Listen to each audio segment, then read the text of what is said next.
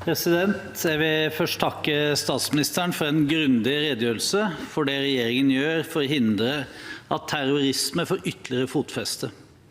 Jeg vil også begynne med å takke de norske styrkene, instruktørene, sanitetspersonell og annet personell som bidrar i koalisjonen mot ISIL. I god tradisjon er Norge med og hjelper til der menneskers grunnleggende rettigheter er innskrenket, truet og angrepet. Situasjonen i Irak og Syria representerer den største krisen i vår tid. I Syria er den brutale borgerkrigen nå inne i sitt 6. år. Den har kostet over 300 000 menneskeliv. Tallet på flyktninger og internt fordrevne i Irak og Syria øker og utgjorde i fjor en stor del av den massive flyktninge- og migrasjonsstrømmen inn i Europa. Som statsministeren også var inne på i redegjørelsen, er borgerkrigen i Syria svært uoversiktlig, med et komplisert aktørbilde og med overføring av innflytelse til andre land i regionen. At et stadig mer selvhevdende Russland det siste året har involvert seg på Assads side, har ikke bidratt til å bedre situasjonen. Det har snarere betydd mer lidelse for sivilbefolkningen. Krigen mot ISIL i Syria og Irak har krevd en koordinert innsats med både sivile og militære, politiske og økonomiske komponenter. Som vår statsminister sa tilbake i 2014, så ser vi en krig uten regler, med krigere uten moral. En samlet internasjonal opinion sa allerede da at nok er nok. Vi ser dessverre at det ikke er noen quick fix. Men redegjørelsen her viser at det internasjonale samfunnet samlet evner å kjempe mot ISIL, og det er bra. Dette er en kamp med lang tidshorisont, med både framskritt og tilbakeslag. Regjeringen med statsministeren i spissen har tatt lederskap på den sivile siden. Gjennom giverlandskonferansen i London, der Merkel og Cameron også deltok, i januar bevilget regjeringen over 10 milliarder kroner over 4 år. Vi vet at vi risikerer en tapt generasjon dersom barn og ungdom ikke får utdanning. Det er i så måte beroligende at statsministeren i dag melder at hjelpen kommer fram, og at vi holder våre nasjonale mål for 2016. Samlet sett ble det lovet $10 milliarder fra verdenssamfunnet over den samme tidsperioden.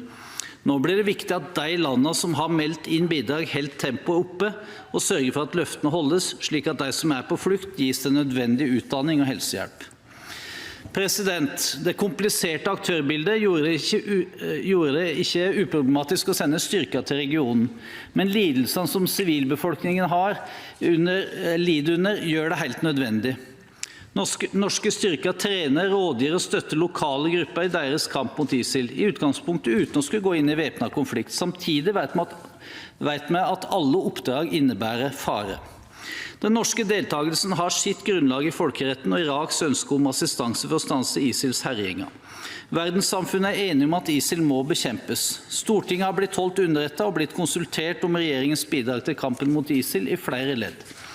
I 2014 ble det vedtatt å stille et militært bidrag for trening av irakiske styrker. Regjeringen har besluttet å videreføre det norske bidraget til kapasitetsbygging i Nord-Irak frem til mars 2017. FN har gjentatte ganger oppfordret alle medlemslandene til å styrke innsatsen i kampen mot ISIL i deres fristeder i Irak og Syria. FNs sikkerhetsråds resolusjon 2249 påla alle medlemsland å vurdere om de kan styrke innsatsen i kampen mot ISIL. I mai i år besluttet regjeringen å stille med et nytt militært bidrag med base i Jordan til koalisjonen. Her skal norske styrker trene opp lokale syriske grupper som igjen skal frie områder som i dag er kontrollert av ISIL. Beslutningen dreier seg igjen om kollektivt selvforsvar av Irak, fordi angrep som blir organisert og forsynt fra Syria blir sett på som angrep på Irak og er derfor i tråd med FNs resolusjon.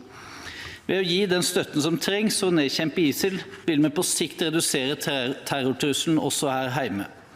Som forsvarsministeren uttalte da vårt styrkebidrag først ble diskutert, det å ikke bidra kan også ha en pris.